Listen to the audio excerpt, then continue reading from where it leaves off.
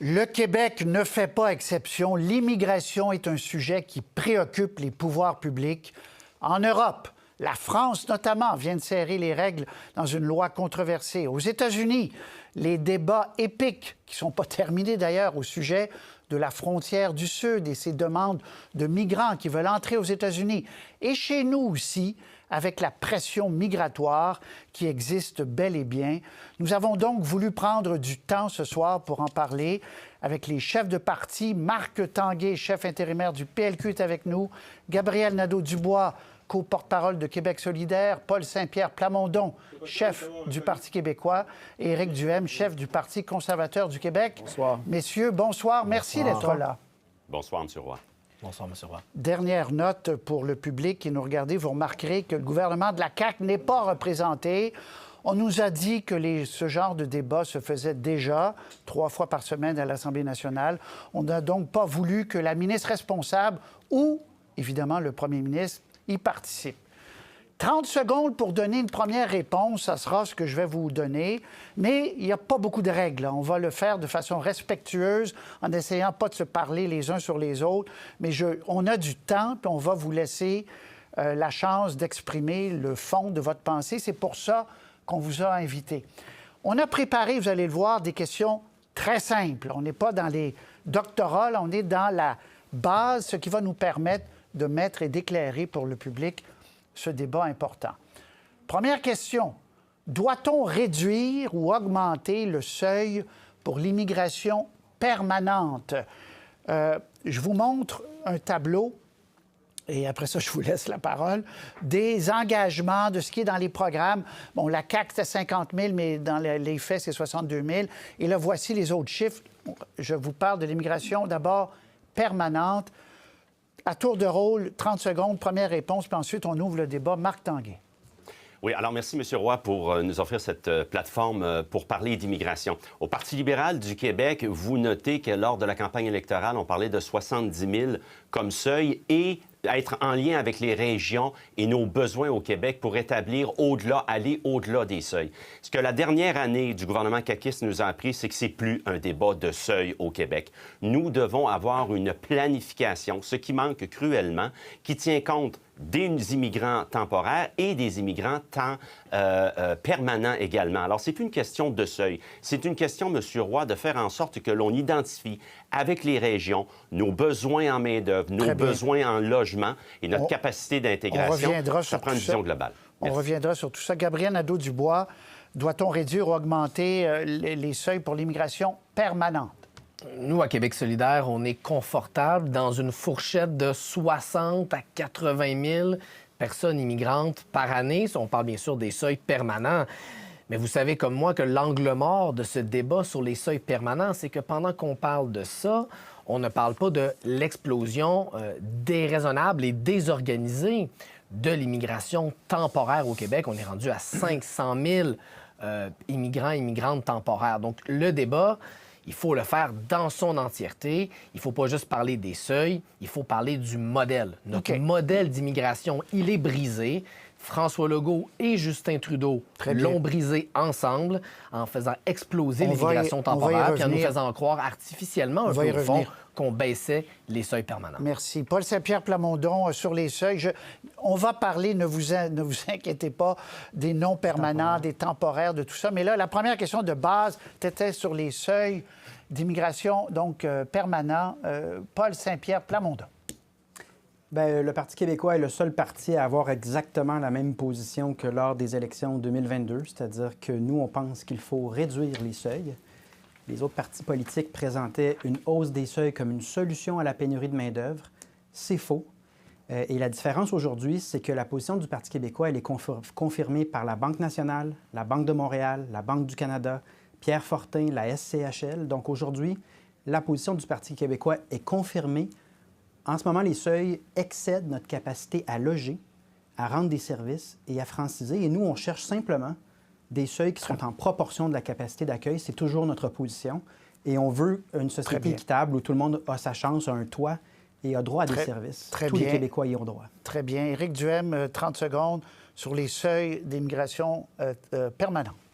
Bien, nous, on était le seul parti lors de la dernière campagne électorale. Le 50 000, on avait dit oui, ça pourrait être 50 000, mais on était le seul parti qui n'avait pas écrit un chiffre. On ne voulait pas parler du seuil parce qu'on parlait justement qu'il y avait aussi des immigrants temporaires. Puis en fait, le besoin en immigration au Québec, il doit respecter, selon nous, 3 critères. D'abord, est-ce qu'on est capable de trouver de l'emploi pour ces gens-là? Est-ce que la situation économique fait que ces gens-là vont avoir une contribution économique positive à leur société d'accueil? Deuxièmement, est-ce qu'on peut les loger? Notamment, on a toute la question du logement. Vous venez d'en parler. C'est bien beau, là, mais il va falloir construire avant d'accueillir. Et finalement, est-ce qu'on peut franciser? Est-ce qu'on a la capacité d'intégration de ces nouveaux arrivants-là? Donc, pour nous, c'est 3 critères très importants. Et la guerre de chiffres, on le voit aujourd'hui, là, ça veut strictement rien dire. Parce que lorsqu'on adresse on ajoute les temporaires ou les permanents, ça triple. Puis la CAQ nous avait promis, rappelez-vous, il y a 1 an, on était en élection, vous étiez là, c'était 50 000, mais il en faut que ça soit 30 secondes. Il faut que ça soit 30 secondes pour tout le monde au début. Après ça, là, on ouvre. Alors, est-ce que justement, puis je vous relance là-dessus, est-ce que c'est les seuils des permanents, est-ce que c'est devenu un faux débat dans la mesure où il y a tellement de temporaires, parce qu'on en a beaucoup parlé la dernière campagne électorale du seuil des permanents. Est-ce un faux débat? Paul Saint-Pierre Plamondon, puis après ça, lever le petit doigt, puis on y va. Là. Go! Je trouve ça un peu facile pour mes collègues de soudainement dire « Ah, les seuils, c'est pas important, il ne faut pas regarder les chiffres. » Ça compte, tous les seuils comptent, que ce soit permanent ou temporaire. Rappelons que 35 000, le chiffre proposé par le Parti québécois, c'est le chiffre au Québec au début des années 2000. Et à ce moment-là, il n'y avait pas de crise du logement, le français était stable. À 35 000, on aurait toujours une immigration per capita plus importante que la France et les États-Unis. Or, on n'a pas la même solidité linguistique et culturelle. Donc, on pense que c'est un chiffre d'une époque où il y avait un certain équilibre. Mais en même temps, je conviens avec mes collègues que s'il y a 528 000 temporaires, si on a complètement perdu le contrôle sur l'immigration temporaire, une variation de 5 000 de plus ou de moins au niveau des permanents... Mais en comparaison avec ce qui se passe chez les temporaires, c'est mais vrai entre 35 000 du Parti québécois et le 70 000 ou le 80 du QS, il y a quand même une différence. M. Tanguay, vous avez levé la main. Go. Oui, M. Roy. Alors, je pensais que l'idée du Parti québécois datait d'il y a 1 an, mais non, elle date de plus longtemps que ça, d'il y a plus de 20 ans. Alors, les débats aujourd'hui font en sorte que nous devons absolument, pas uniquement regarder, c'est pour ça qu'on est au-delà du débat des seuils sur les permanents. Les temporaires sont là. Et rappelons-nous, aujourd'hui, la vision qui est diamétralement opposée entre le Parti libéral et celle du Parti québécois, c'est que nous, on ne voit pas l'immigration comme un problème. On le voit comme des gens, des personnes, des bras, des cœurs, des cerveaux qui vont venir nous aider à avoir la force économique pour répondre à notre pénurie de main-d'œuvre. Ce n'est pas une crise de l'immigration, c'est une crise du logement, de la pénurie de main-d'œuvre, des services. Et l'immigration, les travailleurs temporaires, là, aujourd'hui, ils ont tous travaillé leur journée.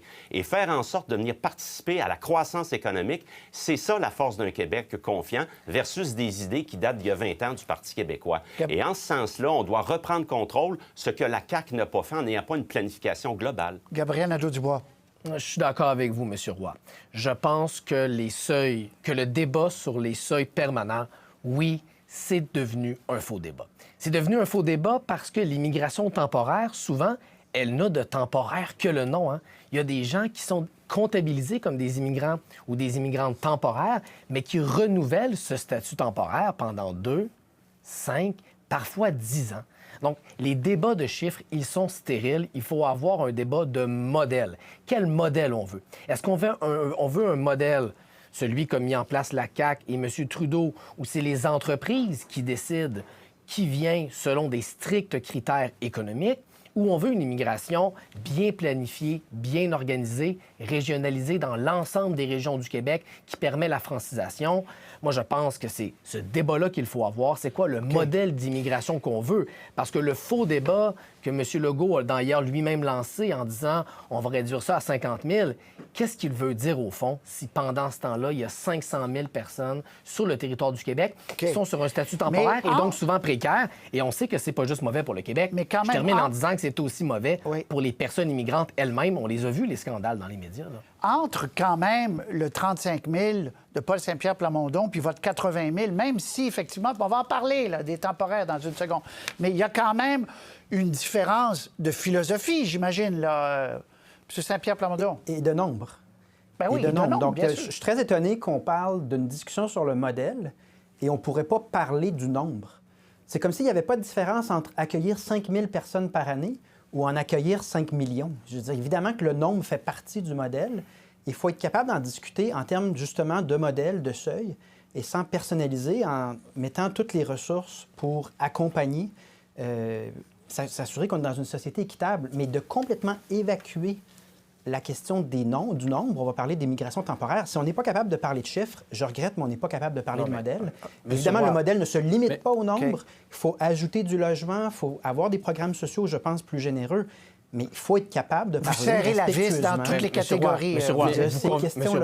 Mais le nombre, M. Roy, le nombre va changer avec le temps. Je m'excuse, mais quand il y a une pénurie de main-d'œuvre, c'est évident que si économiquement on en a davantage besoin, bien c'est sûr qu'on va en faire entrer davantage, alors que si on est dans une situation économiquement difficile, ça va être le contraire. Donc, il faut aussi parler de ça, là. Puis la même chose avec le logement, là, dans une période comme présentement où on est dans certaines villes, comme ici à Québec, où la construction baisse de 40 en une année. On ne peut pas faire entrer encore beaucoup plus d'immigrants. C'est interrelié, donc il faut y aller en fonction de la réalité. On ne peut pas être dogmatique. Puis la preuve, c'est que la CAQ nous a dit il y a 1 an qu'après 50 000, M. Legault, rappelez-vous, là, il vous a dit, vous étiez là, que c'était la louisianisation, que c'était un suicide pour la nation québécoise. C'était suicidaire d'en accueillir plus que 50 000. Puis dans les 12 mois qui ont suivi, il en a accueilli 63 000. Donc, je veux dire, ce débat-là, il est un peu futile, il est politique, mais il faut revenir à l'économie, aux besoins du Québec, puis à la capacité d'intégration de notre société. Capacité d'intégration, je veux un tour de table rapide. Comment on la fixe? Parce que c'est comme un peu le sexe des anges, là. On ne le sait pas, là. C'est quoi la capacité d'accueil du Québec? Marc Tanguay. Oui, la capacité d'intégration, M. Roy, il faut faire en sorte que ce n'est pas Dieu le Père à Québec qui la détermine, comme François Legault le fait en disant c'est 50 000. Il faut mettre les régions dans le coup, les acteurs économiques et sociaux. Je vous donne un chiffre. La Commission des partenaires du marché du travail ont établi que d'ici les 7 prochaines années, nous aurons besoin de 1,6 million de travailleurs de plus. Et ça, il y en a plus de 1 sur 4 qui va venir de l'immigration.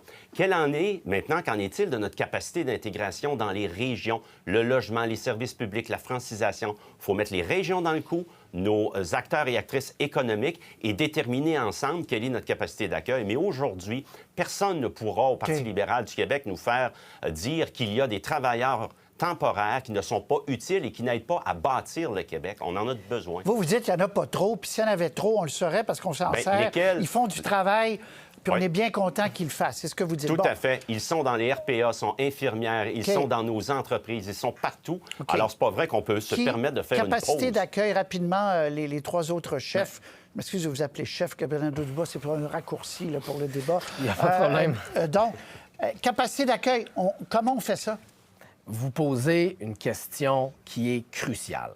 Depuis des années, les partis politiques débattent de la capacité d'accueil, mais on ne l'a jamais établi. On ne l'a jamais chiffré sur des bases objectives. Les partis fonctionnent au pif en disant, selon nous, dans le cas de M. Plamondon, c'est 35 000 parce que dans le temps, ça allait mieux qu'aujourd'hui. Ce n'est pas sérieux. Ça fait des années, 3 ans, que Québec solidaire propose la mise sur pied d'un comité d'experts, pas pour prendre les décisions politiques à la place des élus, mais pour évaluer cette capacité d'accueil dans chaque région du Québec.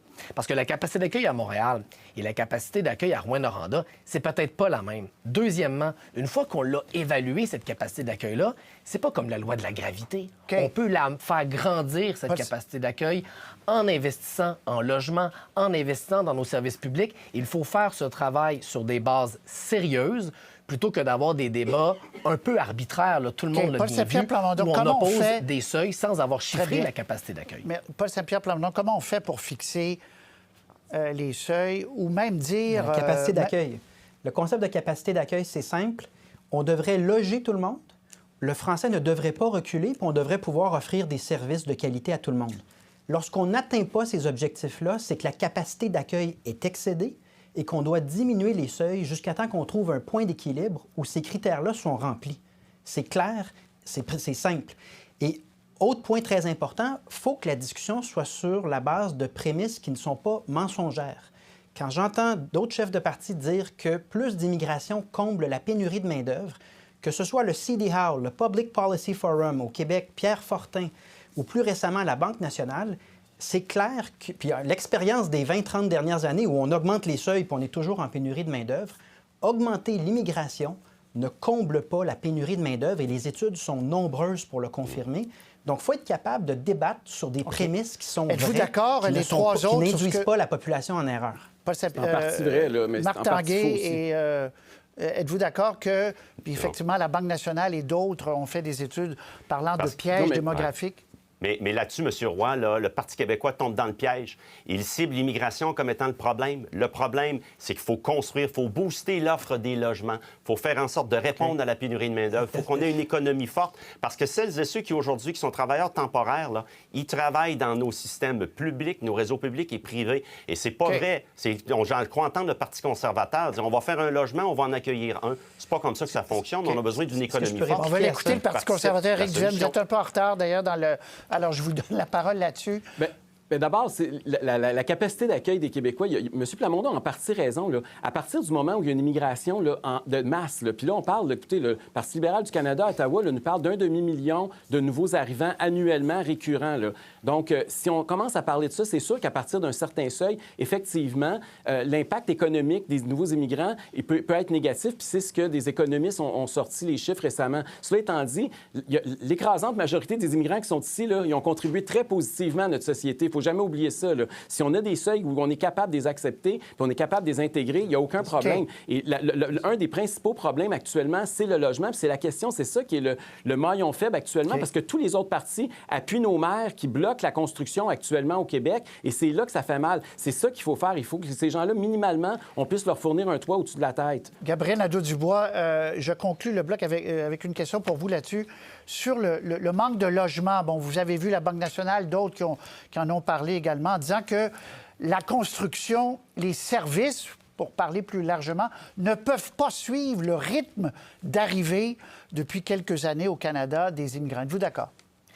La crise du logement, elle se prépare et elle est en marche au Québec depuis au moins une dizaine d'années. L'explosion de l'immigration temporaire, dont on parle depuis tantôt, date d'à peu près 2 ans. Est-ce que ça a été un facteur qui a aggravé dans certaines régions la pénurie de logements? Sans doute. Mais identifier l'immigration comme cause principale de la crise du logement, c'est premièrement faire un raccourci énorme. Parce que Airbnb et la spéculation immobilière, c'est pas les immigrants qui ont amené ça. Et deuxièmement, c'est rendre un énorme service au gouvernement de François Legault et au gouvernement du passé, qui ont sous-investi pendant des années en logement. C'est aussi vrai pour le gouvernement fédéral. Moi, je veux pas qu'on laisse la classe politique s'en tirer, ne pas justifier son mauvais bilan en logement parce qu'on pointe du doigt l'immigration comme J'aimerais apporter une précision. J'aimerais apporter une précision à M. Pas Saint-Pierre Plamondon, après M. Tanguay. Pas Saint-Pierre Plamondon. Donc, pour M. Tanguay, pour M. Nadeau-Dubois, il ne faudrait pas parler du nombre de personnes accueillies par année, puis parler seulement du logement. Puis moi, je suis d'accord qu'en effet, on a mal agi, puis on pourrait avoir vraiment une offre de logement beaucoup plus forte. Mais l'an dernier, on a eu 30 000 mises en chantier au Québec, puis on a accueilli 230 000 nouvelles personnes. Même si on augmente notre capacité de construire du logement par 50 %, ce qui serait un miracle, on est à 45 000 unités de logement pour 230 000 personnes. Donc, de ne pas prendre les deux côtés de l'équation, puis de faire des raccourcis où est-ce que là, ce serait blâmer. Personne blâme personne, sauf des gouvernements, particulièrement le fédéral, qui, pour des raisons idéologiques, prennent des décisions qui nous placent en situation de déséquilibre, de crise de l'itinérance, de crise du logement. Il faut regarder les deux côtés de l'équation avec objectivité, tout simplement. Monsieur Très Roy, bien, M. Tanguay. si Paul Saint-Pierre Plamondon avait raison, il faudrait voir la crise du logement à Rimouski comme étant une résultante de l'immigration. Alors, on peut voir que la corrélation qu'il fait, M. Paul Saint-Pierre Plamondon, ne tient pas la route. Parce que le 1 de logements disponibles à Rimouski n'est pas la faute de l'immigration. Et s'il faut attendre M. Roy, voir l'immigration comme le problème, alors qu'ils vont nous aider à avoir une activité économique, qui vont nous aider à répondre à nos besoins publics et privés. Vous prendrez des cours de macroéconomie, M. Tanguay. Mais M. Roy... L'offre et la demande, c'est à l'échelle du Québec au complet. Rimouski, c'est un argument très pauvre sur le plan économique. Mais monsieur Roy, je suis d'accord sur une chose. C'est pas les immigrants. Moi, je suis d'accord que c'est pas la faute des immigrants s'il y a une crise du logement au Québec. C'est parce qu'on ne construit pas suffisamment. M. Plamondon vient de dire que c'est impossible, ça serait miraculeux si on doublait la construction. Pourtant, on l'a reculé de 40 % dans nos grandes villes au Québec dans la dernière année. Puis je les ai pas entendus beaucoup s'offusquer contre les maires qui ont fait ça. Donc, il y a quelque chose présentement qui se passe. C'est pas normal. Cette semaine, là, William Trudel est sorti une lettre dans la presse encore cette semaine. Il disait que ça va coûter, c'est un des grands constructeurs immobiliers ici dans la région de Québec. Ça coûte 500 $ par porte. Toute la bureaucratie puis les bâtons dans les roues que les villes puis le gouvernement du Québec y mettent par mois, par logement, avant même de commencer à construire. Donc, comment voulez-vous qu'on ait du logement abordable après ça quand on a des bureaucraties qui étouffent l'initiative et les investisseurs? C'est ça le problème. Très bien. On a beaucoup parlé, donc, de ce nombre impressionnant. Je vous montre un tableau, immigration temporaire, le fameux 528 000 au Québec uniquement. C'est 2 millions au Canada. Je vais vous donner les catégories, là, parce que là, quand on dit qu'il y en a trop, puis on reste dans la généralité, mais quand on va dans les détails, ça devient plus compliqué. Qu'est-ce qu'on baisse au Québec, là? Qu'est-ce qu'on baisse? Travailleurs temporaires, demandeurs d'asile, étudiants étrangers? 30 secondes. Je suis rendu à Gabriel Nadeau-Dubois, premier 30 secondes, sur cette question. Quelle catégorie? On s'attaque à qui? Bien, vous posez la question. Et c'est une question qu'il faut poser à l'ensemble des partis politiques, surtout à ceux qui veulent réduire les seuils permanents. Parce qu'il y a une bonne partie des gens, des 528 000 personnes, que c'est des gens qui souhaitent devenir des immigrants et des immigrantes sur une base permanente et qui sont simplement en attente. Quand on diminue les seuils permanents, on crée un goulot d'étranglement puis on fait en sorte que des gens vont attendre encore plus longtemps pour devenir des immigrants et des immigrantes permanentes. C'est pour ça qu'on demande un comité d'experts, pour qu'on cible bien la réelle capacité d'accueil dans l'ensemble des régions du Québec, Très bien. pour qu'on régionalise mieux l'immigration au On Québec. va y revenir. Paul Saint-Pierre Plamondon, 30 secondes sur... On va replacer le tableau pour que les gens suivent avec nous. Lesquelles catégories vous baissez en priorité et comment, M. Saint-Pierre Plamondon? Chacune de ces catégories-là. Donc, Wow. la presse indiquait en décembre dernier que pour rétablir d'ici 2030 un équilibre entre l'offre et la demande en matière de logement, il faut rattraper 1 200 000 unités de logement. Donc, dans ce contexte-là, si on ne réduit pas les travailleurs temporaires, les demandeurs d'asile et les étudiants étrangers, on n'arrivera jamais à un équilibre et cette crise du logement, mais cette crise également sur le plan de notre capacité à livrer des services, à intégrer en français, va se poursuivre. Donc, il faut vraiment rééquilibrer les choses. Évidemment, c'est plus simple dans certains cas. Par exemple, les étudiants étrangers, si on revoit le mode de financement des universités, on peut mettre un plafond au nombre d'étudiants d'étrangers sans pénaliser les universités. Très bien. Monsieur Duhem. Mais dans d'autres cas, On il va va falloir y y aller par revenir, secteur économique parce On va y qu'en revenir. effet, pour les travailleurs temporaires, On va y revenir. c'est un casse-tête dans certains secteurs. Éric Duhem. À court terme, c'est évident qu'il faut réduire l'ensemble là, des seuils partout, là, sauf que le problème qu'on a en tant que gouvernement québécois, c'est qu'on n'a pas tous les outils là-dedans. Là, on ne peut pas tout faire. Là. Et moi, je continue à penser, puis on est tous d'accord, là, même les quatre ici, puis M. Legault aussi serait d'accord avec nous s'il était ici ce soir, s'il ne s'était pas sauvé. Là. On est tous d'accord qu'il faut que le Québec soit maître d'œuvre en immigration. Je réitère ce que je vous ai dit lors du débat des chefs l'année dernière. Moi, je pense qu'il faut qu'on parte les 5, qu'on aille à Ottawa. On est en allée préélectorale à Ottawa. Là. C'est le temps d'aller voir tous les partis, tous les députés du Québec et dire on veut rapatrier l'ensemble des pouvoirs. On l'a fait dans le passé. On a eu une entente des années 70, on en a eu une autre dans les années 90. On est capable d'avoir encore Très plus bien. de contrôle. Il faut que les Une décisions se marche vers prennent ici Ottawa. à Québec. Monsieur Tanguay, 30 Écoutez, secondes. je vais vous répondre en 2 temps. Demandeurs d'asile, le Québec a fait sa part. Et nous appuyons les demandes. Et même en 2017 et en 2018, le gouvernement de Philippe Couillard avait demandé au gouvernement fédéral de faire en sorte que le Québec accueille sa juste part des demandeurs d'asile. Et on demande également pleine compensation, 468 millions à Québec pour ce qui est des demandeurs d'asile et également de revenir avec les visas pour les arrivants mexicains. Maintenant, je m'inscris en faux et c'est là la distinction fondamentale du Parti libéral du Québec versus les 3 autres. Les travailleurs temporaires et les étudiants font partie de la force économique, sont des travailleurs essentiels.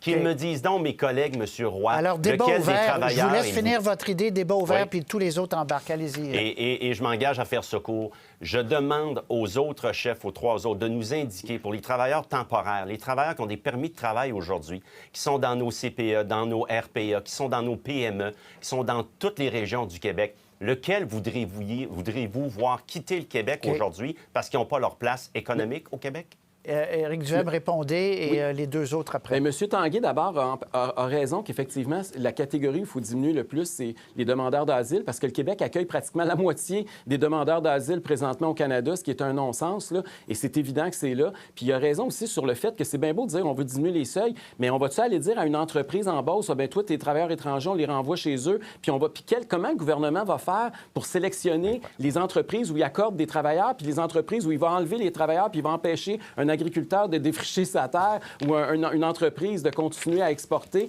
C'est pas si simple que ça en a l'air. C'est bien beau le discours, là, mais la réalité, c'est que quand tu arrives puis il faut que tu tires la plug, c'est impossible. Paul Saint-Pierre Plamondon, quels travailleurs temporaires vous diminuez? Bien, j'imagine que ceux qui sont ici, vous les gardez, mais quelle catégorie vous diminuez? À quelles entreprises vous dites non? On va devoir consulter par secteur économique, mais on doit prendre acte qu'en 2016 seulement, on accueillait 12 000 travailleurs temporaires de plus par année.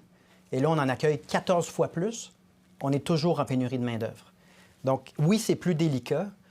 Une autre question qui est très délicate, c'est que pour les demandeurs d'asile, c'est un sabotage intentionnel, dans un premier temps, de nos frontières à Roxham et ensuite des règles à l'aéroport, par le fédéral, sans consulter le Québec, sans même informer le Québec. Donc, je veux bien entendre M. Duhem qui veut faire un beau road trip, un beau voyage tous ensemble dans le même véhicule, mais la CAQ s'est fait élire avec cette idée d'un mandat fort pour obtenir les pouvoirs en immigration. Regardez les annonces aujourd'hui, on rit. À Ottawa, on rit de la CAQ. Ce sont des claques en plein visage. Il y a un prix à ne pas décider par nous-mêmes en fonction de notre réalité, de notre capacité d'accueil. C'est pour ça que moi, je prône que le Québec devrait décider lui-même sur tous ces sujets-là, de manière à ce qu'on ne se fasse pas imposer. Ce que je constate est un sabotage de la part d'Ottawa. Gabriel Nadeau-Dubois, j'ouvre une parenthèse, là, on le disait aux nouvelles, le fédéral va donner 100 millions, le Québec demande 460, mais il y a d'autres annonces qui viennent pour les demandeurs d'asile. Mais je vous repose la question, dans les trois catégories, vous êtes à l'aise avec la hauteur, si je puis dire, le nombre des trois catégories? C'est exactement pour ça qu'on ne peut pas déconnecter le débat sur les seuils permanents qu'on a commencé tantôt et celui qu'on a maintenant sur le nombre de temporaires. En ce moment, il y a des gens qui, au Québec, sont dans un logement, attendent d'avoir leur famille, leurs enfants qui viennent les rejoindre. Ils attendent des mois et des mois, parfois plus de 2 ans. Et pendant ce temps-là, il y a des entreprises qui font venir des travailleurs étrangers temporaires en quelques semaines à peine. Est-ce que c'est juste ça comme système? Est-ce que c'est un bon système d'immigration, un système où c'est super, super vite pour les entreprises et super lent pour les familles québécoises qui veulent se réunir? Moi, je trouve que ce système-là, il n'y a pas de bon sens, il est inhumain. Et c'est pour ça qu'on ne peut pas seulement faire un débat de chiffres. Il faut avoir un débat de modèle. Le modèle, il est brisé. Et il n'est pas seulement brisé par Justin Trudeau, il est brisé aussi par François Legault, parce que c'est lui qui donne les autorisations pour que les travailleurs étrangers temporaires arrivent au Québec. Mais si les entreprises ont besoin de main-d'œuvre et veulent accueillir des gens, puis on peut comprendre, pourquoi on les oblige pas à loger ces gens-là, à créer des complexes? Marc Tanguay, par exemple.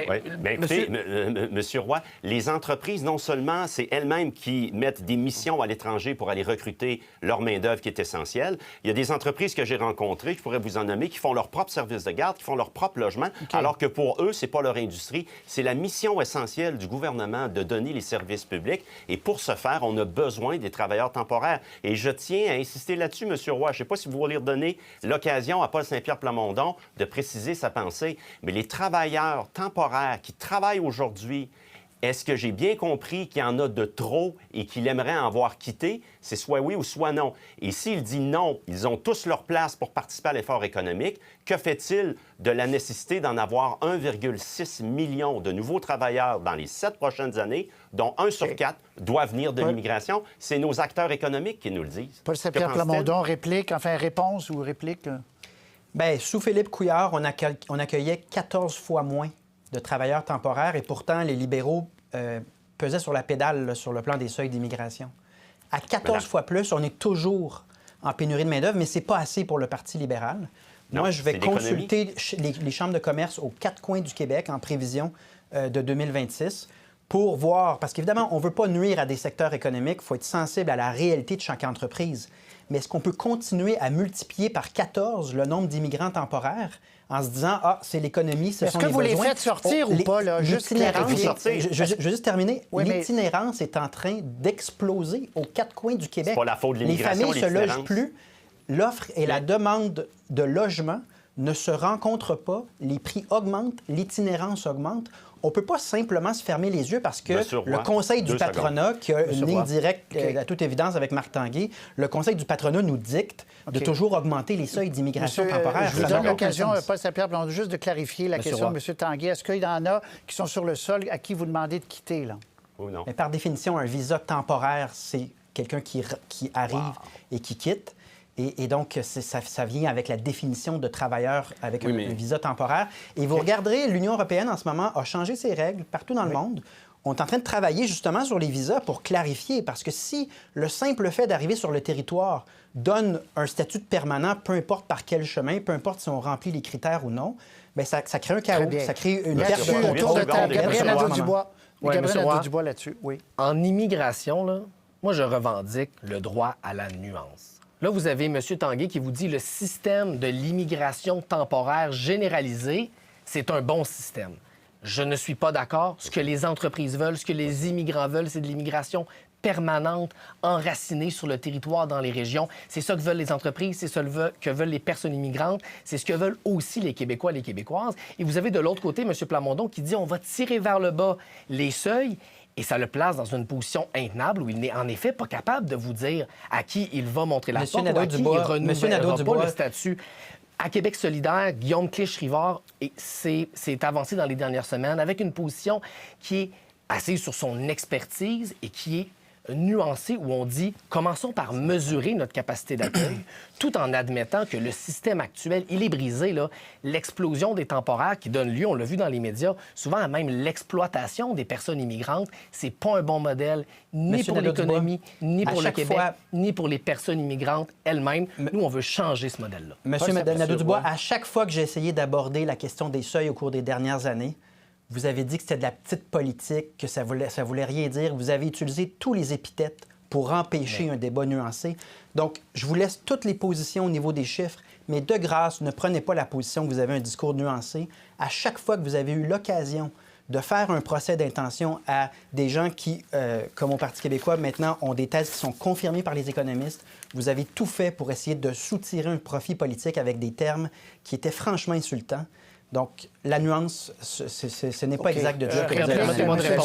M. Plamondon, je vais être obligé d'être d'accord avec M. Plamondon que la nuance, c'est pas à place de cuisse. D'ailleurs, 80 000 immigrants, ils trouvent eux autres que les permanents, c'est pas encore assez au Québec. Puis je me souviens bien qu'ils voulaient faire de Montréal un sanctuaire il n'y a pas si longtemps. Mais ça je veux revenir aux travailleurs puis aux usines. Puis je suis content de voir que M. Plamondon va aller rencontrer les chambres de commerce puis les entrepreneurs dans les régions. Puis on le sait déjà, ceux et celles qui, comme moi, sont sur le terrain puis parlent aux entrepreneurs puis aux chambres de commerce dans les régions, je peux vous dire que ces gens-là, le premier sujet dont ils me parlent, c'est leur pénurie de main-d'œuvre, puis c'est leur besoin de main-d'œuvre. Les PME partout en région, pas juste à Montréal, là. Allez dans n'importe quel village, n'importe quelle usine, vous allez avoir le même discours. Comment vous allez faire pour dire à ces gens-là, non, vous ne ferez pas rentrer de travailleurs ici, ou les travailleurs que vous avez, je ne renouvellerai pas leur permis pour l'année prochaine sur votre terre. C'est intenable, votre position, c'est irréaliste. Ça va être impossible à appliquer ce que vous êtes en train de dire actuellement. Monsieur Roy, si vous me permettez, Monsieur Roy, alors si je résume, là, au Parti libéral du Québec, très clairement, nous devons analyser nos besoins dans toutes les régions en matière de travailleurs et de travailleuses. Sont où nos besoins? Avec les régions, les mettre dans le coup pour qu'on puisse avoir une vision, un plan global d'immigration qui réponde à nos besoins. Et quand M. Paul Saint-Pierre Plamondon va visiter, bien, c'est selon le besoin et selon également, ce sont celles et ceux qui vont nous aider à bâtir les habitations, les logements, à offrir nos services publics. On peut pas dire, puis encore une fois, on peut pas dire, on parlait des banques alimentaires un peu plus tôt, là. Les banques alimentaires, il y a 800 000 Québécoises et Québécois qui ont recours à tous les mois. C'est pas à cause de l'immigration s'il y a des banques alimentaires. Alors, Monsieur Roy, on s'approche, mon Dieu, que ça va vite. On s'approche bientôt de la conclusion. Vous allez me permettre de répondre? Oui, Gabriel Nadeau-Dubois, répond. Moi aussi, je veux une petite conclusion. J'ai quand même été interpellé. Oui. Les téléspectateurs ont bien vu que personne ce soir n'a insulté M. Plamondon, ni moi, ni mes deux autres collègues. M. Plamondon fait souvent ça. Il se positionne en victime préventivement, alors que personne ne l'a insulté. Moi, je veux rassurer M. Plamondon. Je ne l'insulte pas. Je ne lui colle aucune étiquette. Je pense tout simplement qu'il a des positions en immigration qui sont mauvaises pour le Québec et pour les personnes immigrantes. C'est un débat d'idées. Personne ne l'insulte, même s'il répète souvent que tout le monde l'insulte. Je répondrai à ça que Google existe et ce que je viens de citer, ce sont des citations de vous dans les dernières années. J'invite tous les gens à revoir le débat 2022. Et juste un point, par contre, au moins les 4 chefs de parti ici ce soir sont présents pour s'expliquer. Ce qui est complètement absurde du débat en ce moment, c'est que le gouvernement, qui n'a pas respecté sa parole, qui a dit une chose et qui a fait l'inverse en matière d'immigration comme dans tant d'autres débats, n'est pas présent ce soir pour rendre des comptes sur ces changements de cap puis pour débattre avec nous. Donc, clairement, on a des désaccords, mais au moins les 4 chefs se rendent disponibles Où est le gouvernement? Ça, il me semble, c'est l'éléphant dans la pièce. Pour ceux qui n'étaient pas là au tout début, j'ai expliqué qu'on avait évidemment évité, et le chef, on comprenait que M. Legault n'allait pas venir pour des raisons pragmatiques, mais sa ministre aurait été accueillie dans ce panel et avec joie, et ils ont décidé de décliner. Je vais vous montrer un graphique. Oui. Je ne sais pas si vous me permettez. Je vais vous laisser aller avec votre graphique. Oui, merci. Vous êtes gentil, M. Tanguay. 9 millions. Moi, quand j'étais jeune, on est 6 millions, il faut se parler. Ça trahit mon âge. On est rendu 9 millions au Québec. Je vous demande, en conclusion, puis est-ce que, globalement, l'immigration, ça a été positif au Québec? Puis quand on regarde dans l'avenir, les 3, 4, 5 prochaines années, est-ce que, globalement, l'apport de nouvelles personnes, c'est positif à tout point de vue? Donc, tour de table, je commence avec vous, Éric Duhem. Bien, je pense que oui, là, on ne peut pas nier que les immigrants ont un apport extraordinairement positif au Québec. Cela étant dit, le débat qu'on a actuellement, c'est parce que là, on a des politiciens qui proposent des explosions de seuil. Là. Quand on parle d'1 demi-million de nouveaux arrivants à tous les ans, là, on est dans une autre perspective. Là. Et c'est là où on commence à dégringoler. Donc, oui, il faut en accueillir, il faut continuer à en accueillir, mais il faut y aller en fonction des besoins économiques, de la capacité de franciser, puis de la capacité aussi de les loger. Je vous presse, c'est la conclusion. Paul Saint-Pierre Plamondon, je vous donne le même temps chacun pour l'apport de l'immigration au Québec est très positif et dans les dernières années, on avait un modèle qui se comparait avantageusement à tous les pays dans le monde. On a radicalement transformé le modèle au cours des dernières années en raison de dérives idéologiques et ce nouveau modèle, il nous est largement imposé par Ottawa sans consultation du Québec et il nous amène dans un déséquilibre. Donc, on doit avoir une discussion, une planification des seuils d'immigration en fonction de notre capacité à loger, intégrer en français et offrir des services. C'est pas plus compliqué que ça. Merci. Gabriel Nadeau-Dubois. Toute l'histoire du Québec, c'est l'histoire de gens qui se joignent à la nation québécoise pour l'enrichir, pas juste à titre de travailleurs-travailleuses, mais à titre de citoyens, de citoyennes, de poètes, d'artistes. La nation québécoise, son cœur a toujours battu par l'immigration. C'est un apport, bien sûr, qui est positif. Et moi, je pense que c'est possible de continuer dans ce sens-là. Moi, j'ai espoir qu'on est capable au Québec de construire plus de logements, d'investir dans nos services publics et d'être à la hauteur de nos responsabilités comme nation, nation riche, de tendre la main aux gens dans le monde qui ont besoin d'un refuge. Je pense qu'on est capable de faire ça au Québec. Marc Tanguay, conclusion. Rapidement, M. Roy, le Québec est une société accueillante, mais le Québec veut une immigration contrôlée, avec une planification, ce que l'on n'a pas depuis 5 ans avec la CAQ. Quels sont nos besoins et où pouvons-nous aller chercher celles et ceux, les bras, les cœurs, les cerveaux qui veulent participer à l'essor économique du Québec? Et M. Roy, en quelques secondes, on n'a pas parlé du regroupement familial. Il y a au Québec des tragédies humaines où des conjoints, des pères et mères de famille, des fils et filles ne peuvent pas se réunir avec leurs proches parce que le gouvernement Legault a mis un frein à la réunification familiale. Au Parti libéral du Québec, c'est une question humaine. Il doit y avoir réunification familiale. On parle de 39 000 personnes qui vont déjà être logées et accueillies par leurs proches. Merci beaucoup à vous quatre. C'est un sujet dont on doit parler. Puis plus on en parle, puis les gens écoutent.